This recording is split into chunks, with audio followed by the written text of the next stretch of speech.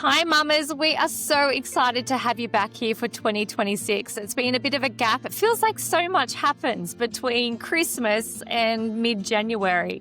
I hope, or we hope, that this the last 2 weeks you've filled your cup, you've had some downtime, but you're really excited for 2026. And we're so thankful that you're here.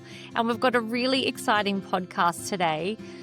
It's talking about setting your year up for 2026 with a twist, because we need to be very mindful in the way that we onboard our goals, but doing that in a way that we don't burn out. So Vanessa, you have just had a couple of weeks away. You're still in windy New Zealand today. We just tried to record and the whole podcast just collapsed. So we're doing take 2. How are you for 2026? What are you hoping for? What's 2 top goals that you are hoping for 2026? I love this. Talking about goals is my language, Hannah. I love it. I love it. I love it. And I know behind the scenes, you and I do so much. We talk about our daily goals. Of course, we write our daily task list together, our weekly goals, monthly and yearly, which is awesome. I've always been a goal setter, and I probably put a lot of pressure on myself with goals. And sometimes I am not so good at actually factoring the season of life that I'm in and the reality of parenting. Yeah. And my energy levels when it comes to certain goals I set. So it's been an interesting break. We took a full break from everything digital. Well, I certainly did. I completely switched offline. I put a few boundaries around myself, around scrolling time. I set a timeout app on my phone. So if I hit 20 minutes on Instagram, it would shut down, and it kept kicking me out. And I realized I have a bit of a late night scrolling addiction. Love it. Goal number 1, get rid of that. So that was one. But besides that, I love creating content, of course, for social media, and it's my creative outlet. But I did take a full break from doing that, a complete digital switch off. I didn't touch my laptop. I'm sorry, laptop, but I needed a break. Can I actually, on that one, Andrew's going to be very thankful that you're not on Instagram in bed. So kudos to that for your girlfriend. But also talking about goals, something that you said at the very top of this conversation that I want to just stop and pause and actually dive into. Talking about goals in the season of life that you're in. Now, we know for you to take 2 of your children to medical appointments, it's an 8-hour round trip. That's just driving time, traveling time. That's without the medical actual appointment itself. And, just that dead space of waiting and, rooms. Goodness. Yeah, the waiting rooms, right? We need to do a podcast on the waiting room. Oh my goodness. What does it look like realistically for you to look at goals for 2026 and then you be realistic with what you're actually diving into? Have you had to strip things away? Yeah, absolutely. I have had to accept that I don't have as much control in my life as I would like to. Stop. Wait, say that again, please. Just in case somebody didn't hear that. What did you say? My name is Vanessa, and I would like to admit. Welcome, Vanessa. Thank you for the podcast therapy session again. Oh my gosh. So, yes, over the last couple of years, a calendar has just been filled with medical appointments for the children, and then the follow-up therapies, physio, limb center appointments, artificial limb center appointments, and the like. I look at the calendar and I want it to say fun things like a girls trip to Bali to sail on a yacht, or I don't know, just like a winery tour or something fun like that. But that's not my reality. And I have had to accept that that's not the season that I'm in. And that hasn't happened overnight. That's happened over 2 years, 2.5 years, really. But over the holiday time, when I stripped back all of the distractions and the noise, and I didn't even really listen to podcasts until the last week either. It was just a big digital detox. And it was really hard. It was very confronting, because I had to level up with myself and say, stop putting pressure on yourself to achieve. It's not your season for achieving. It's your season for nourishing your family, being there for them, turning up to the appointments. Might not be hitting the income goals that you want to right now, but you're hitting your family goal. And having a family in this season of life, as busy as it is and as tiring as it is, and as much as I was very happy to put my toddler to bed at 5:30 tonight and have my dinner in peace, this is what I prayed for years ago. I'm living in the prayer, and it doesn't always look the way that you want it to, of course. So there's a lot of acceptance around that, and I am getting a little off track with my goal planning, but there has been an acceptance of how does my goal planning look for the year ahead when I'm not really in control of my calendar, how I'd like to be. Even January now is starting to fill up with, I've got 4 medical appointments in the next 2 weeks. And I've managed to combine them, but that's a lot of phone calls and emails to try and get this medical center lining up with that medical center. And so that any mum listening to this will be able to resonate with that season of life and how challenging it can be. And not losing your identity in there as well is a really hard.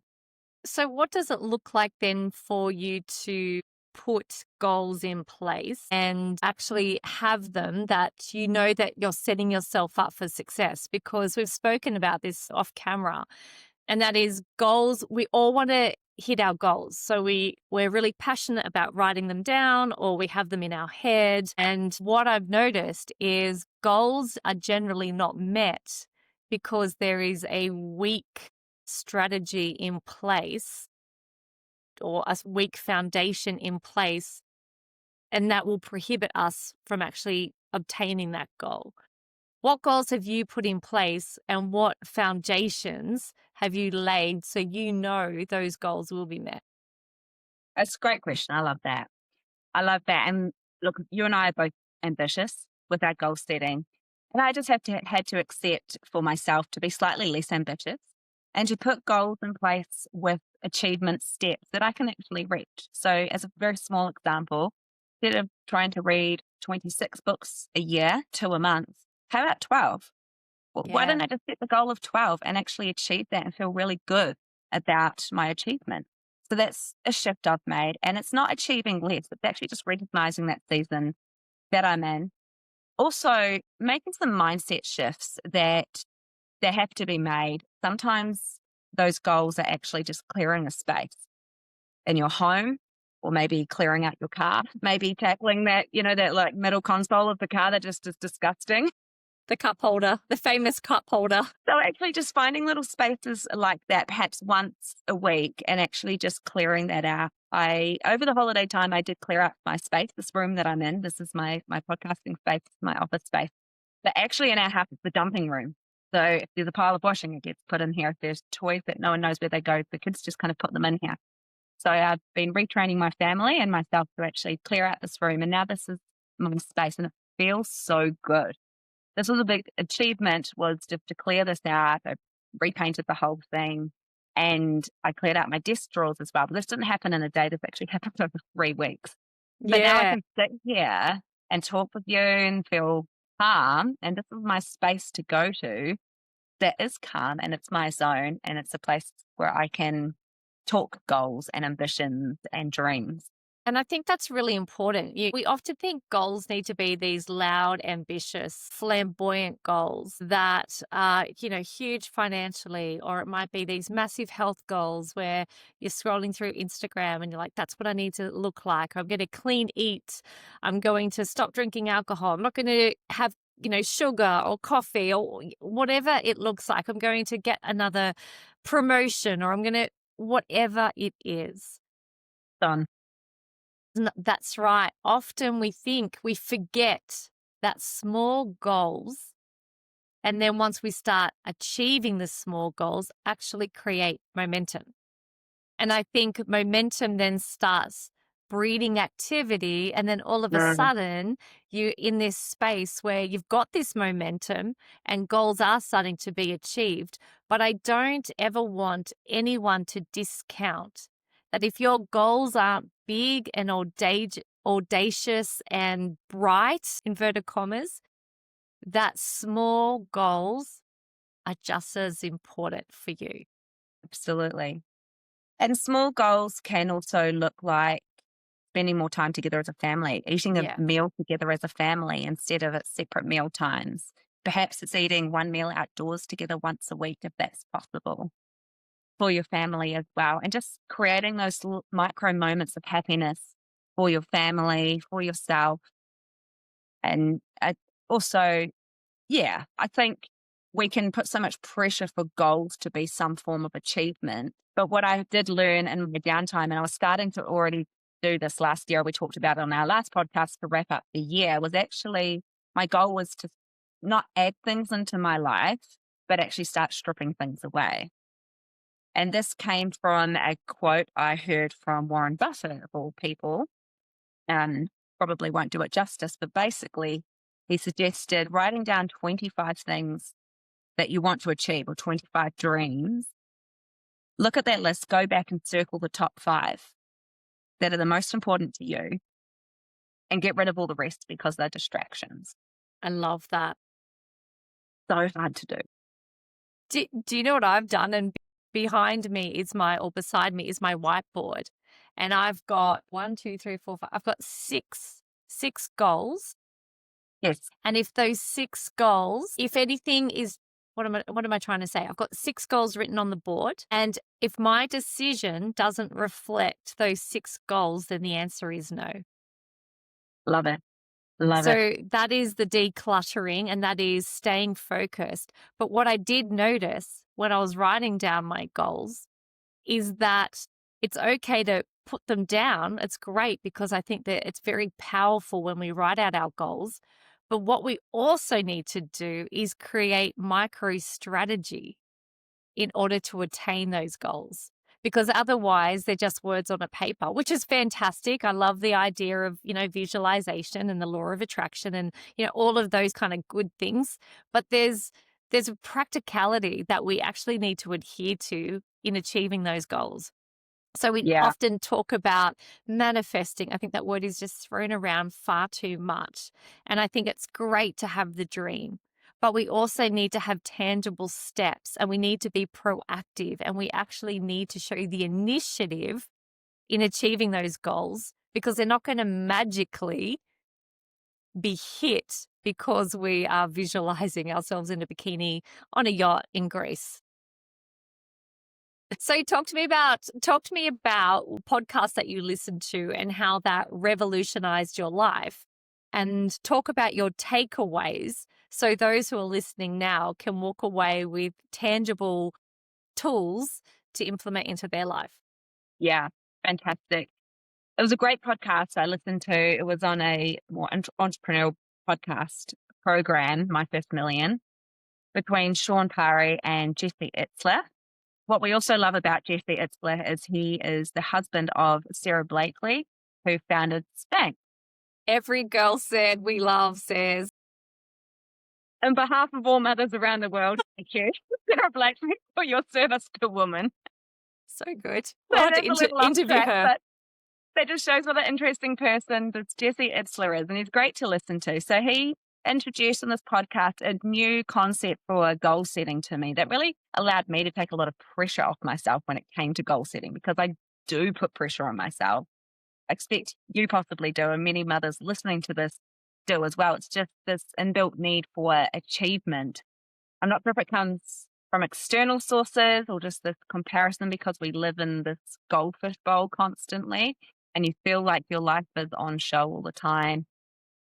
It's very obvious when you're comparing your life to other people. So this took a lot of pressure off me. I'll go through, I just wrote down a couple of notes on 7 mindset shifts that were most powerful for me that I took away from the podcast, already talked about, which was to get lighter. And that's not about losing weight at all. A lot of us do put those goals in place. But again, as you said, it's actually about systems and structure. Can I just stop you for a second? Can I just tell the girls one conversation we had this morning? So Nessie is not talking about getting lighter physically. I love her. She did say to me that one of her resolutions is to lose a little bit of weight. And the way that she wanted to do that is she needs to eat off a blue plate because apparently there's some sort of psychological response that you don't want to eat so much. But the best thing was when I was speaking to her, she was so hungry that she was on her second breakfast. I'm like, she was trying to stop eating her man-sized portion. And I'm like, just eat your man-sized portions and buy a bigger parent. The system's in place, but then I doubled up on the system. So the theory is you get a balloon plate because psychologically you eat less and a small plate. So I loaded it up and I had my breakfast early. And 3 hours later, I was so damn hungry. You really were. You're like, I'm having a second breakfast. I'm like, good for you. Anyway, that's not the point of the conversation. Let's talk about lighting your load without losing weight. So getting lighter is not necessarily losing weight, but it's actually those small acts of psychological cleaning. So cleaning out one drawer, one cupboard, one room, just one. Just pick one and don't try to do one a day. Just choose one a week or one a month. Just these little areas of your life that actually are causing clutter. Perhaps it's sitting down and actually looking at your phone, not scrolling, but removing the apps that you don't use regularly from your phone, or putting a timer in place so it does remind you to stop scrolling endlessly so that you can free up your time and energy to do something else. And canceling subscriptions. Do you know how much money I Absolutely. have saved by going in and going, oh my goodness, I didn't realize I was subscribing to that? Delete, cancel, cancel, cancel. So that's another little, handy hint. You're welcome. And it just saved everyone $100. But yeah, going in, unsubscribing from email newsletters except for ours because that's fantastic. Subscribing from payments that are just going out. You've got Spotify, you've got Netflix, you've got Stan, you've just got so much going on. It's all noise. And again, it's coming back to that list. What's most important? If you're feeling overwhelmed and cluttered, perhaps you need to go through some of this getting lighter process. So I love that. And that was a big one for me, which I've already started and enjoyed. The next one was actually to close off tabs in your mind with compassion. I've already started the process of this. I actually learned this a few years ago, but you just need to remind yourself every now and then, how many tabs do you have open? How many, I'm going to admit something here. How many lists of lists of lists do you have to do? I hope no one else is like me, but it's about closing off those tabs in your mind. Yeah. Why is that list so big? What can you cross off? What can you actually eliminate? Is there something that you've been a part of, perhaps a group that's been a great support for you in one season of life, but now you're feeling obligated to continue going just because you're like, well, maybe I should keep going even though it's not really suitable in this season or my child doesn't really fit in anymore. Perhaps it's time to leave and find somewhere that is more suitable. So just closing off some of those open tabs in your mind with compassion for yourself and freeing yourself up, it makes a big difference. Is that something, a practice that you've tried? I love that because I do have a lot of tabs open in my brain. Yeah, I think that's really, really important. I think self-compassion is that was a clincher for me with what you just said. I'm like, ooh, where could I practice self-compassion? Love it. Thank you. Keep going. I'm like eating up your words. Okay, good. I got so much out of it and I wanted to share this and of course we've talked about it at length and I sent the podcast to you because I just said you have to listen to this so that when I'm going on and on about these things, you actually know what I'm talking about. Think too, when you're closing off tabs that you didn't necessarily fulfill, like you have the tab open because you might in your mind go, oh, I can go back to that or I'll get that done, or then you start feeling guilt. I didn't do that. And then guilt can lead to shame. So practicing self-compassion with an understanding that if you are closing off that tab and it's not relevant to your life anymore, or you didn't actually succeed with what you thought the outcome of that tab should look like, don't shame yourself. Just close it. Move on. That's so hard to do, because in many cases that means cutting your losses. Perhaps you invested in a course because you thought, I'll learn this extra skill set and you haven't found the time to follow through with it, or however that may look, where you get started and you're like, actually, I don't feel like this is right for me. but you continue going down that track because you've invested so much money and so much time. And yeah, I think it's just allowing yourself the grace to sometimes cut your losses and say, no, I need to close off that tab. I need to let that go. You just don't know when you're going to use the tools that you may have invested into. Like if you're using a course, for example, nothing's ever wasted. So if you are Agree. I closing off agree. a tab where you have invested time and energy and resources, and you're like, what was the point of that? The point might actually come back in 10 years' time. That's all I was going to say. Love that. I love Yeah. that. That's so powerful. And that I love that hymn because it gives us permission to actually say not all is lost. And it's not, you may feel like you're cutting your losses, but actually maybe you got everything you needed out of that learning experience, that season, that investment. And maybe, like say, it might come up later. Yeah. So I love that. That's a good one. Next one is probably not relevant to everyone. I know many of our mamas are stay-at-home mamas, and we love you and we adore you and we're proud of you. And there's a very big invisible load that comes with that. So please know that we see you. And when I say talking about work, I am also including work at home for Yeah. you mamas. But this is filling your calendar with what matters first. And I'm going to be really honest, this is actually really hard for me to do because we've just come through a season that's had a lot of grief and loss of control. And I have lost a lot of my fun spark. And I think any other mum who has gone through that kind of grief process of this is not how I expected life to look, or every day is tiring and hard and exhausting, or I don't have the support I need.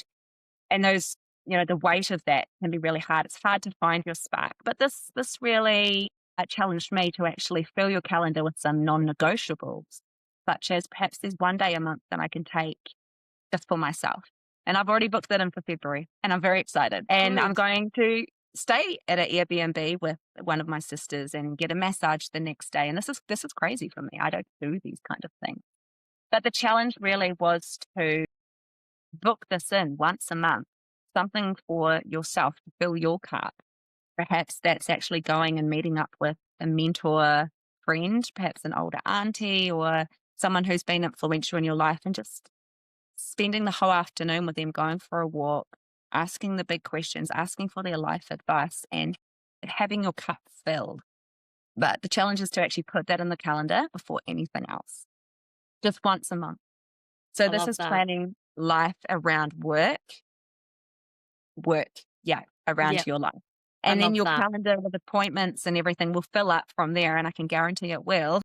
Everyone else will come in with their schedules, but just find that one time every month that you're going to do something for yourself. And I think you're really good at that, Han. Yeah, that's something that I have always been an advocate for. And it doesn't matter if I was traveling 4 hours a day working in an office, which I did do, 2 hours down to the office, 2 hours back, self-employed, like whatever season it was in, even when Sunny was little and we had, I was up through the night and we were tube feeding, and whatever season it is, you're navigating toddlers and, just young children with additional needs. Like it's pretty full on. But mine was always exercise.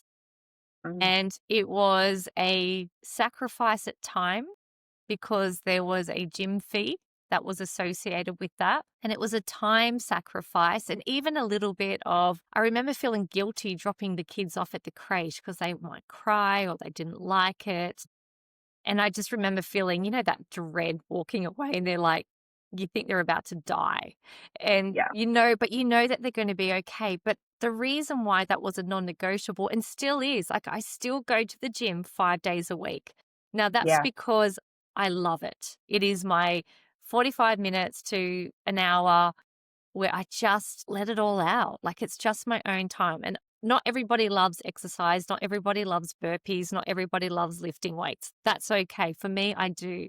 But the reason I bring that up is because I've had to learn that is a non-negotiable. Now I've been parenting for over 20 years now. So I've learnt it along the way. So if anybody is listening to this it might be a little bit tricky to start implementing changes where you're actually prioritizing your needs first, but it does become easier because you're going to see the benefits of not only your, like, it could be your physical health if you're choosing to move your body, but you're going to increase your mental health. And Yeah. that, I mean, there's no money that can buy mental health, like, and mental health practices. Like, when you're happy, your world is happy. Yes. Yes. And I agree with that, Hannah. I mean, you're incredibly disciplined with your daily routine, but you have to put a lot of protection in place around that. That's telling other people, this is my time and I'm Yeah. protecting that. And you're so disciplined with that. You and I are talking on the phone as you're driving to the gym. And then you get there and you're like, I'm going Gotta into my go. session. Yeah. How much I talk in mid-sentence, you're like, nope, done, bye. And it's great. I love it. Love it. Because you have those boundaries in place around your time. That's your time. And you're protecting that. You're not allowing whatever else is going on to then steal away from what you need to do for yourself. I respect it so much. And because Yeah. I can talk all day, you know that. I love it. But I now love it. everyone else knows that too.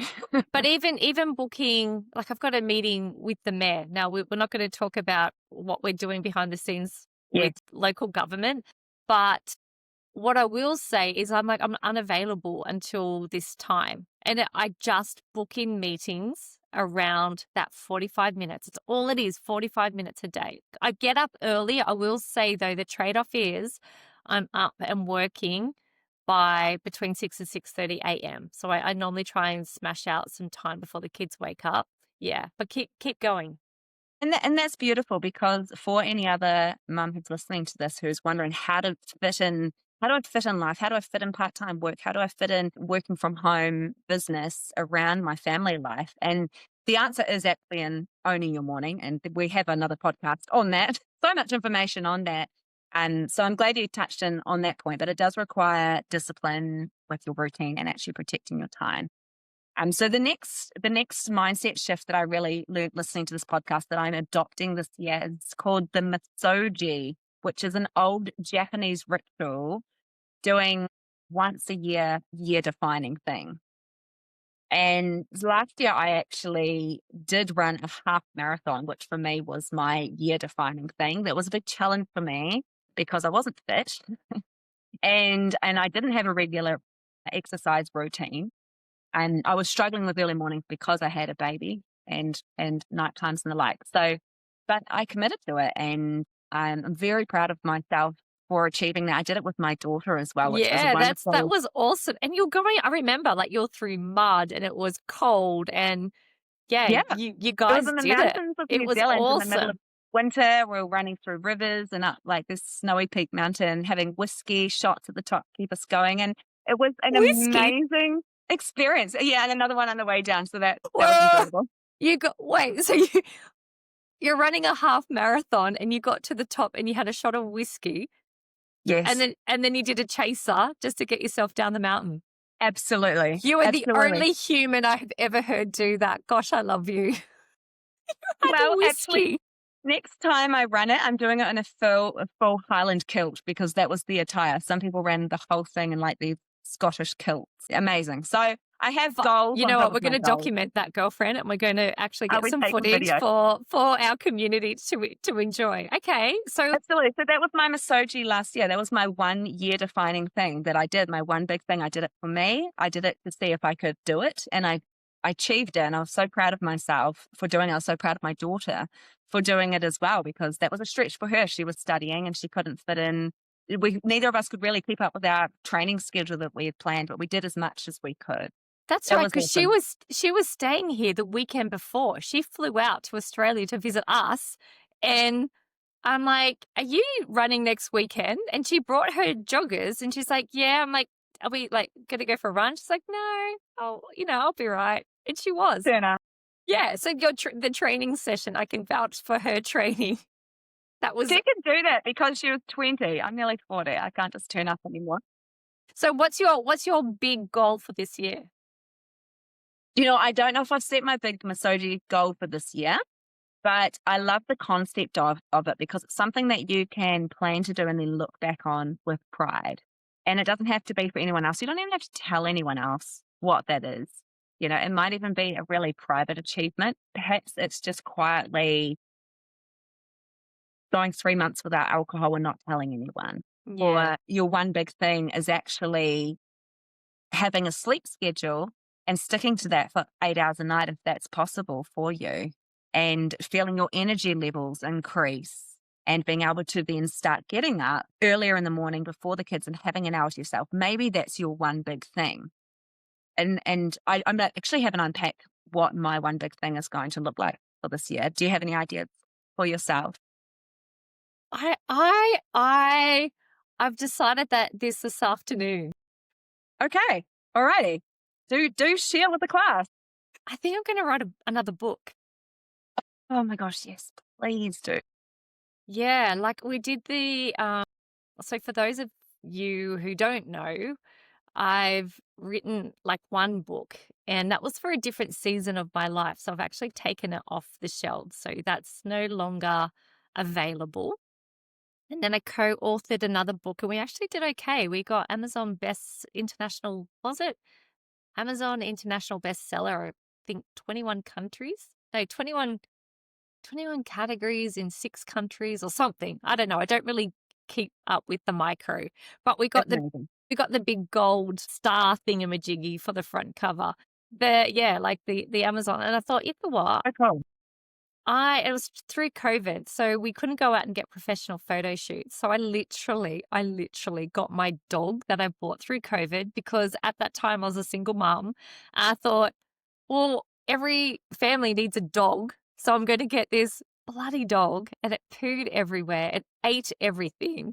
And I'm like, what am I going to put? Like, they're like, give me a photo of you. So I literally just grabbed the dog and I went snap. And that went on the front cover. I really need to think about life a little bit further. So I've got this photo of me with my dog on the front cover. You're a COVID dog. My COVID dog in front of a fake fireplace. Oh my gosh. Anyway, but it did really well. So I've actually written quietly. I've outlined the 10 chapters. And I knew that I'd always write another book. I haven't even shared this with anyone. So, like, you're it. Yeah. We're privileged. This is So amazing. this is my accountability. So I will keep working on it over the next, I want it done by the end of the year, if not sooner. So, I'm going to write a book. I'm going to put it, All right, I'm putting it out there. We're writing a book. We can't un-internet that. We cannot. Okay, so I'm writing a book. Anyway, so yes, there we go. There's my side story. What's your next item? That's amazing. My next one. So the rule of 6, which is mini adventures, just bringing adventure back into our life again. We're now in a season where finally, for the first time a week ago, we were able to go out for a walk as a family with both of my, I have 2 boys between 2 girls, and they're both able to ride a bike now. One has a prosthetic leg. Angus lost his leg to cancer just over a year ago, and now his leg is strong enough and he's worked out with his prosthetic being able to ride his bike. And my 7-year-old has just taken a long time to ride a bike. It's for some other just a long time. We finally got that sorted last week. That's a moment. That is a moment. There's a moment.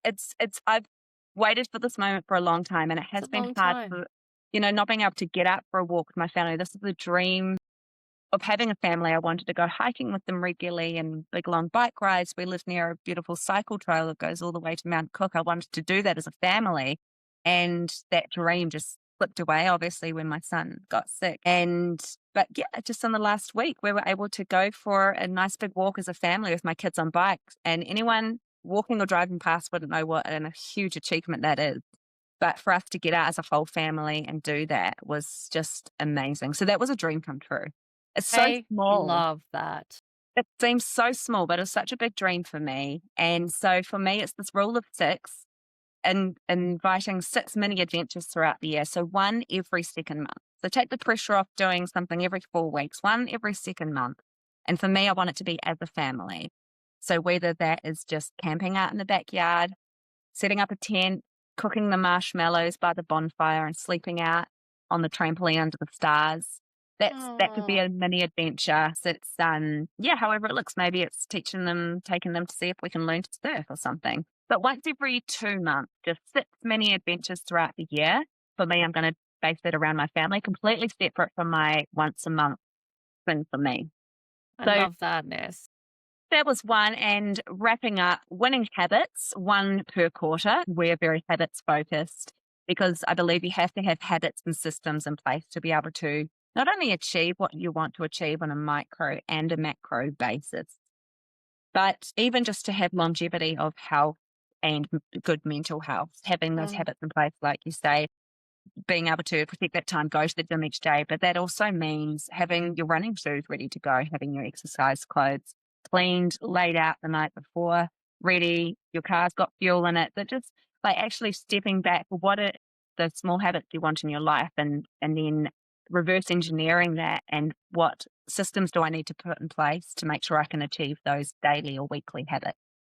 And the last one is the 8 life boxes. And so this is discussing your life resume, not your work resume, but actually your life has a resume, especially as a mum, whether you're a stay at home mum or a working and staying at home mum. It's funny that we use the term working mum, but there's no term working dad. There's just dad.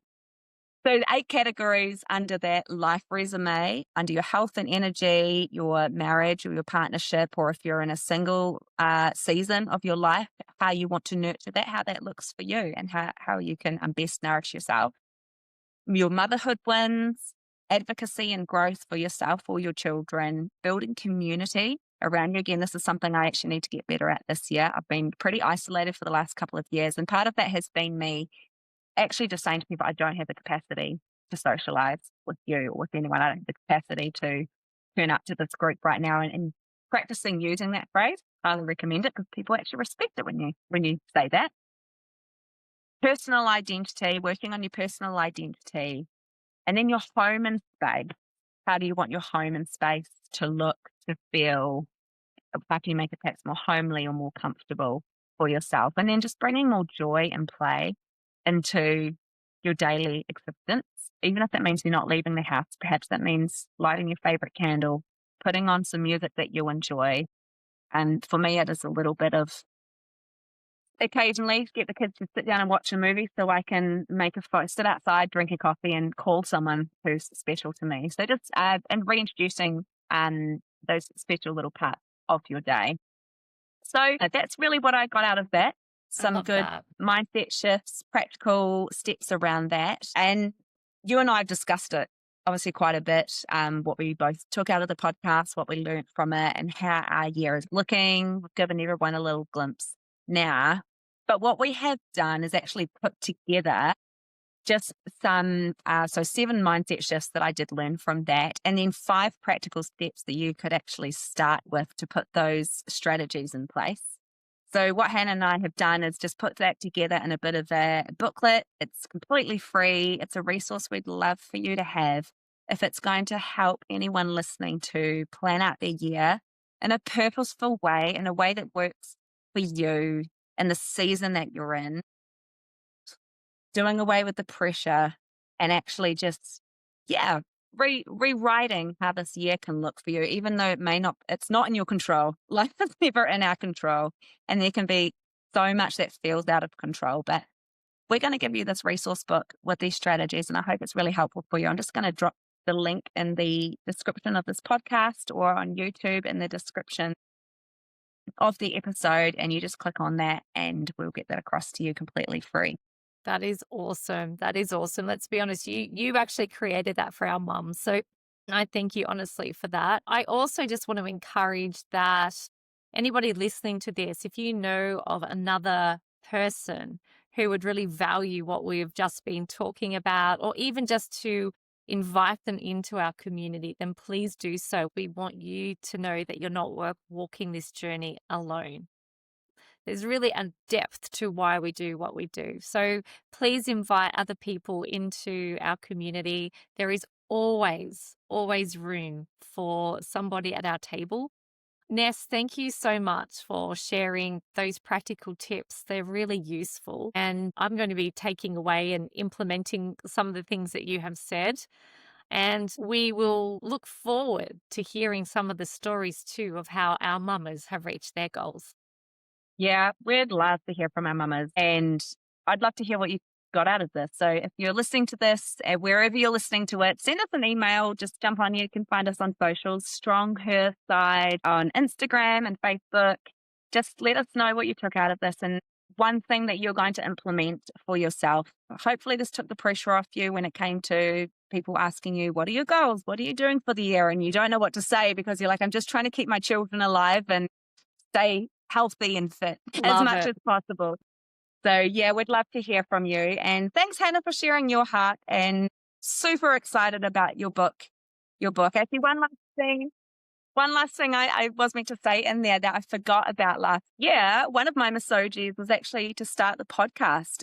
Earlier in the year, actually the very beginning of the year in February, I had one of my good friends, we were talking about just saying, it's really hard to not have control in my life, not achieve the things I set out to do. And he was really encouraging and he said, well, what are the things that you feel like you still need to achieve? You've kind of done enough. And I said, I just feel like I have a book in me and I feel like I have a podcast in me. And, I just want to reach people and actually impact people. I'm just stuck inside the house. And I said this out loud to him and that was fine. And I only just remembered that the other day when I called him on the phone and thought, I actually said out loud at the beginning of the year, I feel like I have a podcast in me. And then here we are. That's Here so we are. cool. The power of your words, my friend. The power of, and I wouldn't want to be Absolutely. doing Be it careful what you with say anyone or you'll else. end up on the internet. So, We'll leave it there. Thanks again. all right.